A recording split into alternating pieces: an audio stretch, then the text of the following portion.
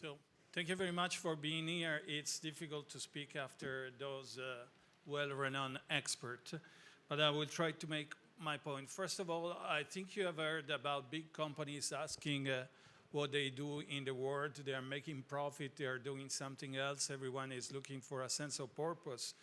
I was trying to look for my sense of purpose leaving my kids at home today and coming to Paris, and I believe we have a lot of information about innovation, about technologies. We should look at a broader picture, as the speaker before me said. But we also need to think about the fact that probably here in the room, if I would say how many people believe in 100% renewable, how good are renewables, everyone will say, yes, we are for renewable. Last week I was at Harvard talking with few professors who are making books that are written by tons of people. And some of them dismiss the renewable as something that is not in the radar screen. You know, US, shale gas, we are energy independence, renewable is a small niche, and by the way, they are erratic, so they cannot be useful for our system. So I'm not saying that because we need to fight anyone or any companies or any books, but we need to make aware that probably the most innovative way to act on renewables is telling the story that we just heard from our French colleagues. 10, 15 years ago, I mean, the network operators, at that time I was working in distribution, and people were saying, oh, we cannot install a lot of renewable in the system. There were renowned papers like this that were saying renewable is a very risky business.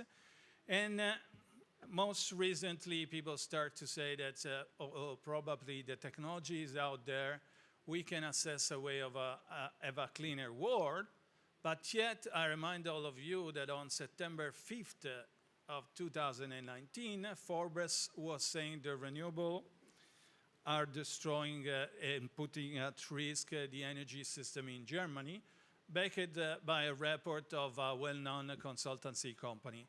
So I don't think we are on the same page yet, and the best things we can do is sharing information and experience. Cautions on the fact that, as you can see on the right-hand side, I hope it's readable, but it's the share of the world energy and the time technologies took to pick up and becoming leader in their own field. Now, the one with dot and the faster one is renewable. And this is not from a book of my friend Francesco La Camera and the IRENA people, neither from the Enel Green Power. This is British Petroleum Scenarios 2019. So our friends in the oil and gas business and people who are not biased by belief, but they want to talk about technologies are recognizing that renewables are picking up very fast and faster than ever.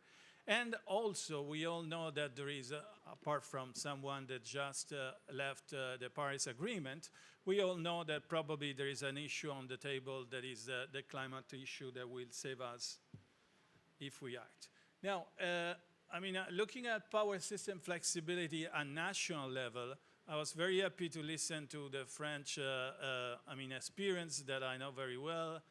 And I mean, any country in Europe is making good effort. I decided to quote the IRENA report on this chart, where it's telling you which was the level of curtailment in 2009 in the renewable electricity in Italy, and we installed more or less 5 gigawatts in 5 years, and you see the curtailment level dropping dramatically. Now, this is what I could call the history of DSO and TSO experience in renewable, moving, as we were saying before, from caution and attention in installing renewable to understanding the network, because of the investment that were made in the last 20 years, can accommodate a huge amount of renewable. And as you see on the other side of the chart, the Spanish colleagues were able to manage 329 gigawatt hours in the system yesterday. 2 minutes ago, they were at 334 for today. And we are, if you're asking yourself which is the share of wind in that gigawatt hour, it's 69%. And above all, every 12 seconds, right now, just count 12, any windmill on the fleet in Spain is talking to the transmission system operator, just to give a signal of readiness and be ready to provide to lower the capacity or increase the capacity and provide ancillary service. Now, this story, it's pretty unknown to the most. We were talking as a business, we are not in business, we are not for-profit organization, we advise pro bono government and multilateral banks. This is not a story that people know. This is not a story that is easy to find in a paper, but I mean, the Red Electrica room, it's open for visitors. So what we do, we bring people from all over the world and show them the way a good network operator, whatever it is, a TSO or a DSO, can operate with renewable. And we have a good selling pitch that is no grid, no party. If we want to make renewable available, we need grid that are smart, intelligent, and ready to play their role. Looking at power flexibility internationally, we have run with Enel Foundation some studies on Latin America, on specifically each country, and also looking at interconnection. We see, as most of the colleagues in the space, a growing room for renewables in many countries, but also we see that through interconnection, this share that for Argentina can reach in our scenarios in 2030, 38%, can have an increase of 30% more, so 30% on 38%, due to the interconnection with other systems. We are working for several governments in Africa, and we see similar view. And so it's important to share also the experience of a European network operator, because it's a good example and leading example. If we move more from the way we produce and transmit electricity to the way it's consumed, we come across demand response. I don't know how many of you have in their radar screen the demand response phenomena. It's a phenomena that is growing extremely fast, because it has two value propositions that are very interesting if you are an entrepreneur. You get more money for the way you consume electricity, so you gain a little bit or you save on cost. And you try to play your role in the world by acting in a way that is circular. As we were saying before, the attitude of our consumer, not only my mom, but the people who are producing glasses, car, or whatever, it's very important. So if they feel there is a possibility to play their share of activities for a safer and cleaner planet, things are starting to change smoothly. And finally, I mean, you have heard about tons of times about cars being batteries on wheel.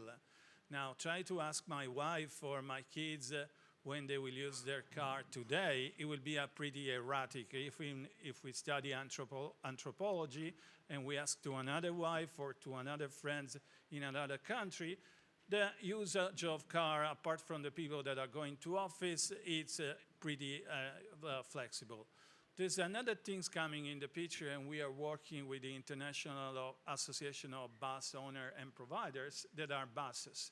Now, you clearly appreciate that the bus usage is not like the car, because they are working on a schedule. They are all put in a place that there's that deposit, and in our view, they can be very useful for coupling, bringing the sector coupling to a new scale. For those of you that don't know, the picture on the top is the Proterra bus that you can take in US for traveling from one state to another. So it's not the bus for going from here to Place de la Concorde, but it's even a national buses within the US states. So, I mean, there are, to finish up with this, I think, again, that if we go, everyone will go home with a commitment to try to diffuse this information and as much as you can. We already, as was said before, we are trying to fix the technological problem. There's an issue of perception that is as important, especially if it's not my mom who is discussing about variable renewable, but a parliament, a state, or a multilateral bank who are delivering a financial facility for developing renewable. With this, thank you very much.